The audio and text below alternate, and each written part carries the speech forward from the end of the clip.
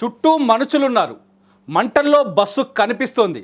Bus దగ్గరికి వెళ్ళడానికి ఒక్కరికి ధైర్యం సరిపోలేదు. అంతేకాదు మంటల్లో చిక్కుకున్న బస్సులోంచి ఆర్తనాదాలు వినిపిస్తున్నాయి, కేకలు వినిపిస్తున్నాయి, కాపాడండి అంటూ ఏడుస్తున్నారు బస్సులో ఉన్నవాళ్ళు. అయినప్పటికీ ఒక్కరిని కూడా కాపాడలేని పరిస్థితి ఏర్పడింది.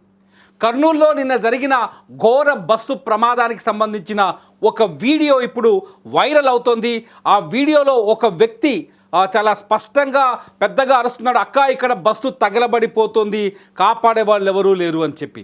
చాలా పెద్దగా అరుస్తున్న వీడియో ఇప్పుడు సోషల్ మీడియాలో వైరల్ అవుతోంది. వైరల్ అవుతున్న ఈ వీడియో చెబుతున్న సందేశం ఒకటే, చుట్టూ మనుషులున్నా కూడా ఆ మంటల్లో చిక్కుకున్న బస్సులో ఉన్న వాళ్ళని కాపాడే పరిస్థితి లేదు, కాపాడడానికి అవకాశం దొరకలేదు అనే విషయాన్ని ఒక్కసారి ఆ వీడియో చూడండి. చూసిన తర్వాత నేను ఆ వీడియోకి సంబంధించిన మరిన్ని విషయాలు చెప్తాను.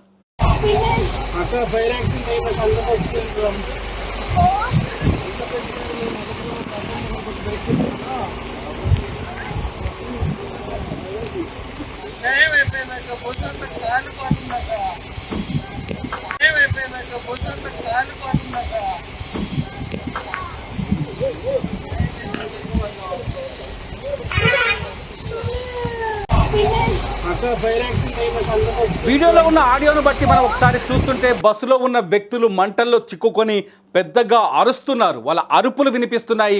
కొందరు ఆహాకారాల్ని తట్టుకోలేని పరిస్థితి మనం చూడొచ్చు. ఈ దృశ్యాలు మేము యూట్యూబ్ లైవ్లో చూపించలేకపోతున్నాం, కానీ ఫిష్ ఫ్రై చేసినట్టుగానే మనుషులు ఎవరైతే చనిపోయారో 19 మంది, ఆ 19 మంది పూర్తిగా మాడి మసైపోయారు.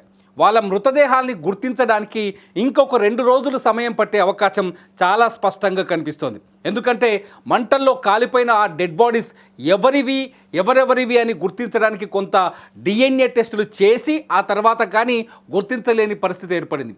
ఆ డెడ్ బాడీస్ ఫొటోస్ చూస్తుంటే మాకు కళ్ళ వెంట నీళ్ళు వస్తున్నాయి. చూడండి, బస్సులోంచి పొగ వెళ్ళగక్కుతున్న సమయం. ఈ సమయంలో చుట్టూ అద్దాలతో ప్యాక్ అయిపోయిన ఆ బస్సు.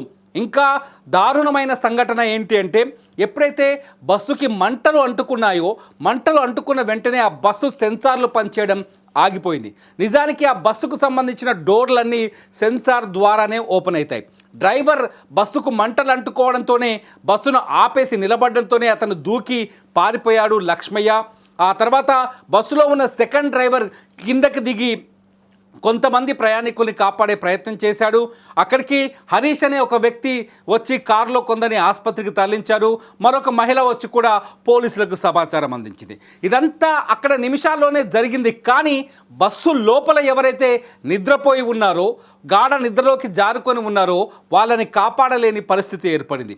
ఈ ప్రమాదానికి ప్రధాన కారణం ఏంటని ఇప్పుడు కర్నూలు పోలీసుల విచారణలో తేలింది ఏంటంటే, ఎవరైతే బైక్ డ్రైవర్ శివశంకర్ ఉన్నాడో, శివశంకర్ కూడా అంటే మీరు పెట్రోల్ బంక్కి సంబంధించిన వీడియో చూస్తున్నారు. ఈ శివశంకర్ కొద్ది నిమిషాల ముందే ఈ బస్సు ఎక్కడైతే చిన్నటేకుల దగ్గరకు వెళ్ళిందో వెళ్ళడానికి ఒక 5-6 నిమిషాల ముందే శివశంకర్ తన మిత్రుడితో కలిసి, తన మిత్రుడు ఎర్రస్వామితో కలిసి బైక్పై వెళ్ళాడు. అక్కడికి వెళ్ళేలోపే బైక్ను తీసుకెళ్లి డివైడర్కు గుద్దేశాడు. ఎందుకంటే అతని బైక్కి హెడ్ లైట్ లేదు, డివైడర్కి గుద్దేశాడు. గుద్దేయడంతో అక్కడికక్కడే శివశంకర్ ప్రాణాలు కోల్పోయాడు. శివశంకర్ బైక్ స్కిడ్ అయిందని కూడా చెప్తున్నారు. ఎందుకంటే వర్షం పడుతుంది. మీరు విజువల్లో చూడొచ్చు. మళ్ళీ ఒకసారి ఆ బస్సు కాలిపోతున్న విజువల్లో మనం వర్షాన్ని కూడా అబ్జర్వ్ చేయొచ్చు. వర్షం పడుతుంది, శివశంకర్ బైక్కి హెడ్ లైట్ లేదు కాబట్టి బైక్కి స్కిడ్ అయిపోయింది. శివశంకర్ పోయి డివైడర్ గుద్దేశాడు. శివశంకర్ తల పగిలిపోయింది, అక్కడికక్కడే ప్రాణాలు కోల్పోయాడు. బైక్ రోడ్డు పైనే పడిపోయింది. అయితే వెనక కూర్చున్న శివశంకర్ స్నేహితుడు ఎర్రస్వామి చిన్న చిన్న గాయాలతో బయటపడ్డాడు. తన స్నేహితుడు అక్కడికక్కడే చనిపోవడంతో తట్టుకోలేకపోయాడు. స్నేహితుడి దగ్గరికి వెళ్ళి చూశాడు, అతని శ్వాస ఆగిపోయింది. అతని దేహాన్ని రోడ్డుపై నుంచి డివైడర్ వైపు లాగాడు. బైక్ను లాగేలోపే ఈలోపు అతివేగంతో ఉన్న వి కావేరి బస్సు దూసుకొచ్చింది, బైక్ని ఢీ కొట్టేసింది. అది పల్సర్ బైక్. నేరుగా బస్సు ముందు చక్రాల మధ్యలోకి వెళ్ళిపోయింది. ముందు చక్రాల మధ్యలోకి వెళ్ళడంతో ఆ బస్సు ఢీ కొట్టిన వేగానికి ఆ బైకుకు సంబంధించిన పెట్రోల్ ట్యాంకర్ మూత ఊడిపోయింది. బైకు రోడ్డు మీద రాకడం వల్ల, తారు రోడ్డు కాబట్టి వెంటనే నిప్పు రవ్వలు వచ్చేసాయి. ఆ నిప్పు రవ్వలు పెట్రోల్కి అంటుకోవడంతో మంటలు అందుకున్నాయి. ఎందుకంటే అప్పటికే పెట్రోల్ బంకులో వీళ్ళు 300 రూపాయలకు సంబంధించి 300 రూపాయల విలువైన పెట్రోల్ని పట్టించుకొని బైక్లో అక్కడికి వచ్చారు. పెట్రోల్ బంకుకి బస్సు ప్రమాదం జరిగిన ప్రాంతానికి కేవలం 3 కిలోమీటర్ల దూరమే ఉంది కాబట్టి ట్యాంకులో బైకుకి కానీ బస్సుకి కానీ నిప్పంటించగలిగేంత పెట్రోల్ ఉంది. ఆ పెట్రోల్ అంటుకొని బస్సు ముందు భాగంలో మంటలు చెలరేగాయి. బస్సుని అప్పటికే 120 కిలోమీటర్ల వేగంతో ఉన్న బస్సుని కంట్రోల్ చేయడం డ్రైవర్ లక్ష్మయ్య వల్ల కాలేదు. డ్రైవర్ లక్ష్మయ్య ముందుకు వెళ్ళి 200 మీటర్ల వరకు దాన్ని డ్రాగ్ చేస్తూ వెళ్ళిపోయాడు. 200 మీటర్ల తర్వాత బస్సు ఆగిపోయింది. అప్పటికే మంటలు వ్యాపించిపోయాయి బస్సులో. దీనికి తోడు బస్సులో కొన్ని సెల్ ఫోన్లు కూడా ఉన్నట్టుగా తెలుస్తుంది. ప్యాకింగ్ ఏదైతే పార్సిల్ సెల్ ఫోన్లు ఉన్నాయో అవి అంటుకొని పేలడం ప్రారంభమైంది. మంటలు మరింత వ్యాపించింది. మీరు చూడండి, బాక్స్లో అన్బాక్స్ చేసిన చోట, బస్సు ప్రమాదం జరిగిన చోట సెల్ ఫోన్లకు సంబంధించిన విజువల్స్ ఉన్నాయి. అక్కడ హోంమంత్రి అనిత నిన్న విజిటింగ్ చేసేటప్పుడు మనం చూసిన విజువల్స్ ఇవన్నీ.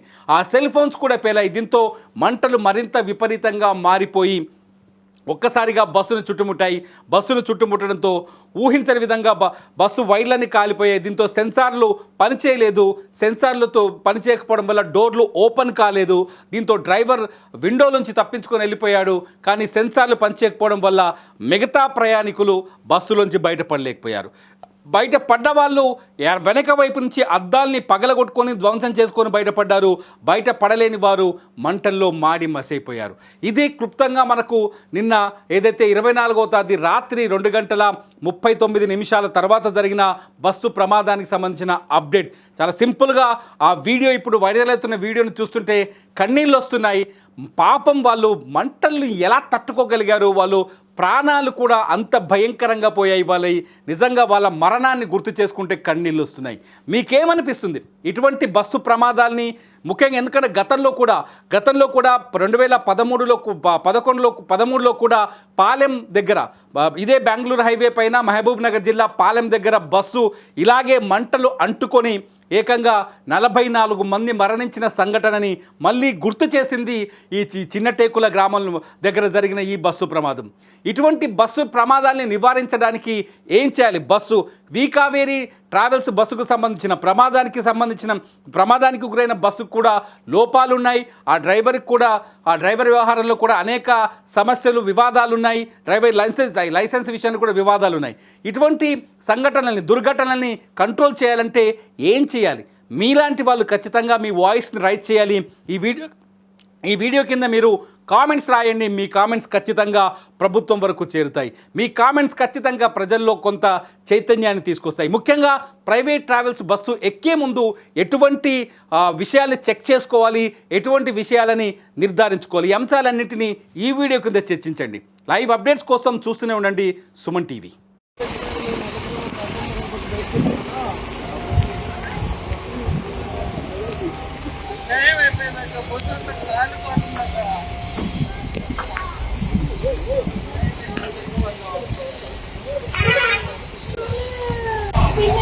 అక్కడ ఫైర్ యాక్సిడెంట్ అయిన